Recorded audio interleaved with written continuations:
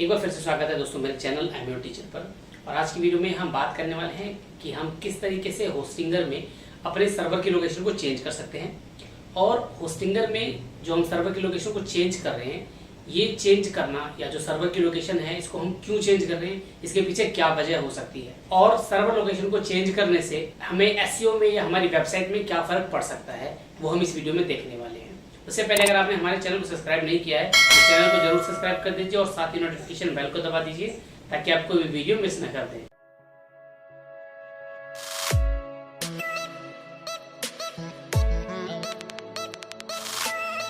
तो चलिए दोस्तों देखते हैं हम कि हम किस तरीके से जो हमारा होस्टिंगर का सर्वर लोकेशन है हम उसको चेंज करेंगे। सबसे पहले हम ये देखते हैं कि सर्वर लोकेशन होता क्या है। देखिए, सर्वर लोकेशन एक तरीके का फिजिकल लोकेशन होता है ऐसे डेटा सेंटर का जहां पर हमारी जो वेबसाइट है वो होस्ट है। डेटा सेंटर कहीं भी हो सकता है पूरी दुनिया में। तो जब भी आप कोई होस्टिंग लेते हैं तो उस टाइम पे जो आपकी ऑडियंस, जहाँ की ऑडियंस मैक्सिमम होती है, कोशिश कीजिए आप वहां का जो लोकेशन है वो चूज करें। रीजंस क्या हो सकते हैं, आपका जो अगर होस्टिंगर है या कोई भी ऐसा होस्टिंग का प्लेटफॉर्म है जिसमें आप चेंज करते हैं अपने सर्वर की लोकेशन को, तो रीजन क्या हो सकते हैं। देखिए, फिजिकल लोकेशन सर्वर की एसेंशियल फैक्टर होती है जिससे आपकी वेबसाइट की स्पीड डिपेंड करती है। अगर आपकी वेबसाइट की लोकेशन या अगर आपकी वेबसाइट की जो डेटा सेंटर है या जो सर्वर है वो दूर है, देखिए फिजिकल लोकेशन आपके सर्वर का बहुत ही एसेंशियल फैक्टर है। किस लिए? आपकी वेबसाइट की लोडिंग स्पीड। ठीक है, अगर आपका जो सर्वर है वो आपसे दूर है, तो मान लीजिए आप इंडिया में हैं और आपका जो सर्वर है वो सिंगापुर में है या दूसरी साइड पे है, तो आपको डेटा लेटेंसी या जो डेटा का डिले है वो महसूस होगा और आपका जो यूजर है उसको भी जो आपकी वेबसाइट की स्पीड है या डेटा फैच करने में उसको टाइम लगेगा। हम एक चीज पे और डिस्कस कर लेते हैं कि सर्वर की लोकेशन से आपके एसईओ पे क्या फर्क पड़ सकता है।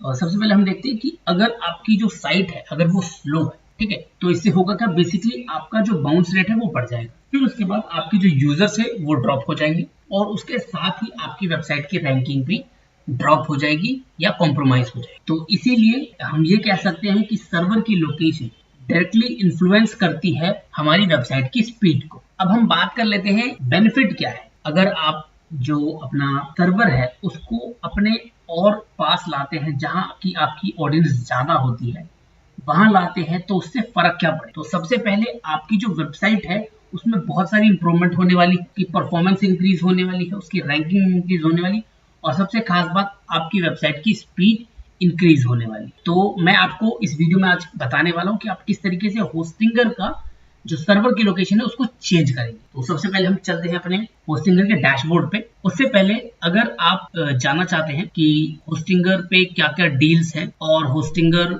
की जो ब्लैक फ्राइडे सेल आती है वो भी आप यहाँ चेक कर सकते हैं। तो चलिए हम अपने डैशबोर्ड पे चलते हैं होस्टिंगर के। ये मैं अपने होस्टिंगर के डैशबोर्ड पे आ गया हूँ, ठीक है, और हमको चेंज करना है अपनी वेबसाइट का सर्वर का लोकेशन। वैसे तो जो सर्वर की लोकेशन है वो इसमें पहले सिर्फ सिंगापुर और बाकी अदर रीजन्स थे, बट इन्होंने अब उसे इंडिया भी कर दिया है होस्टिंगर ने।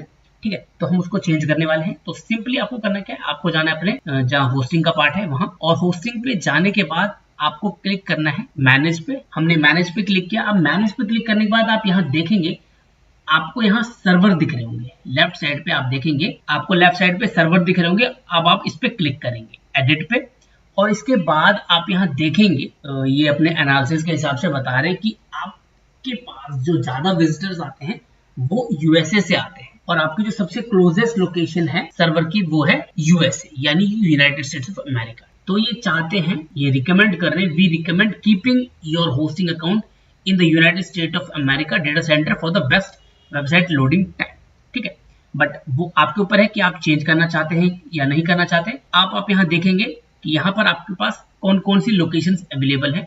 साउथ अमेरिका है, यूटोपिया है, यूरोप है, एशिया है, एशिया के अंदर ही सिंगापुर है, नॉर्थ अमेरिका है और यूरोप है। ठीक है, आपके पास इतने रीजन्स हैं जिसको आप सेलेक्ट कर सकते हैं। तो जो रीजन आपको बेस्ट सूट करता है आपकी कंडीशन के हिसाब से, आपके वेबसाइट के ट्रैफिक के हिसाब से आप उसको सेलेक्ट कर सकते हैं।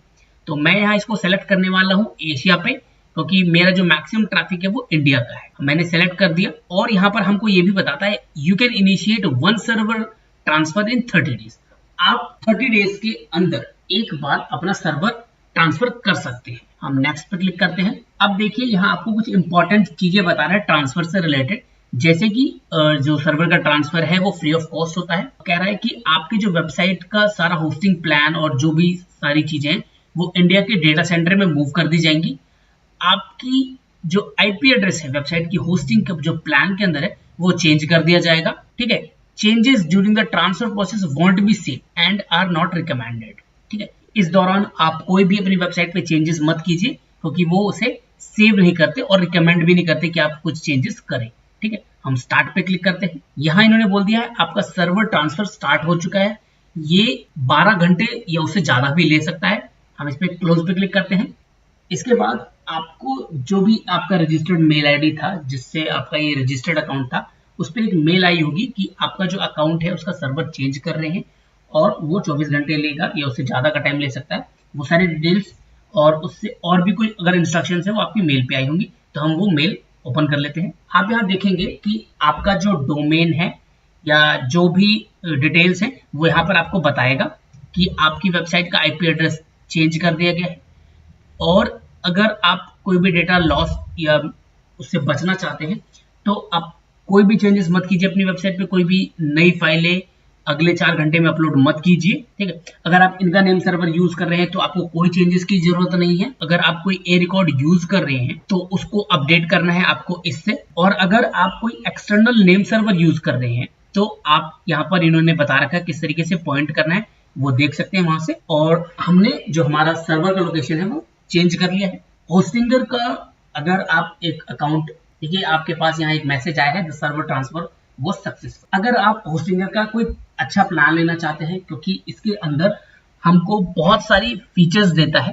अगर सिंगल होस्टिंग लेते हैं तो अलग, और उसके बाद अगर आप मल्टीपल वाली होस्टिंग लेते हैं जिसमें आप 100 वेबसाइट होस्ट कर सकते हैं, आप सब डोमेन क्रिएट कर सकते हैं, आपको 100 जो कस्टम ईमेल होते हैं आप वो क्रिएट कर सकते हैं।